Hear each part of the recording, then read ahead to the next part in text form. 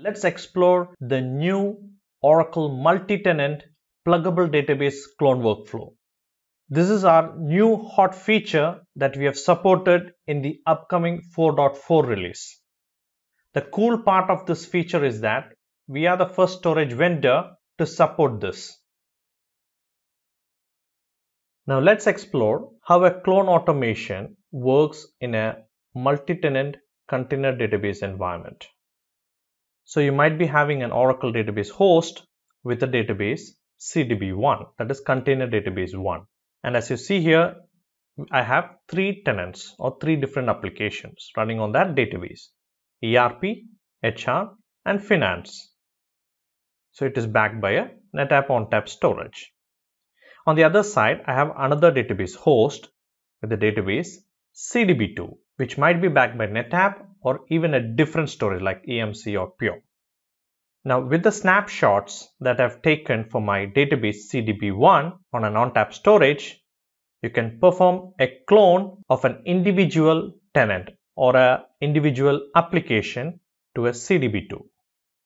So in this case, I've cloned my Finance PDB, that is Finance application, from CDB1 to CDB2. Now the coolest part here is you're able to use a Finance container directly in a different database along with other containers like sales and BI containers. Now let's check out a cool demo of this feature. I'm logging to SnapCenter.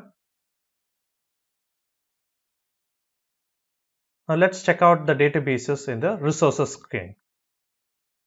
Well, I have a couple of databases. Now let me select CDB DB3. Now as you see here, I have a couple of backups. I have a data backup and a log backup. Let me choose a data backup and press the clone button. You have 2 options. You can clone the entire database, that is at the CDB level, or clone at the individual PDB level. Now select the source PDB and provide the PDB clone name.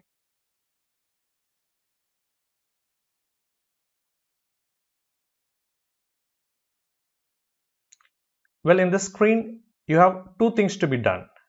You have to select a clone host and provide a target CDB.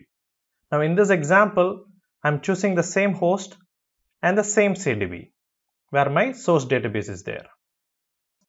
You have options to customize a couple of things. You can customize your clone databases as per your wish. Now in the recovery scope, I'm going with default and submitting the job. With that, you can see the clone job has been triggered. If you open the job, you can see the status of the job.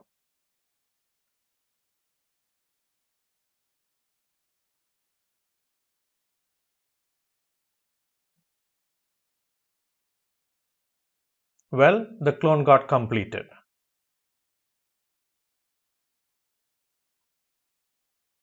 Now you can see the updated status in your topology view. You can see the last entry, right? Wherein there is a clone associated with that CDB. So here is a different case where I am trying to clone a PDB to a different container running in a different host. I'm choosing CDB DB5 as my target DB. Choosing the same backup and again press the clone button. I'm repeating the same steps, choosing the source PDB PDB3 and provide a PDB clone name. So here's the only screen that you need to do some edit. So you have to provide 2 things. You need to select the clone host, that is your target host to house your PDB clone.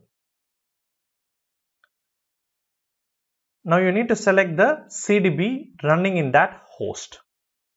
With that, rest of the steps are same. I'm keeping default and submitting the job. So once the clone got complete, you can check the status of your clone by running this command. Well, you can see CPDB3 is available. With that, you have seen two cases. The first being cloning on the same container of the same host. The second being creating a clone to a different container in a different host.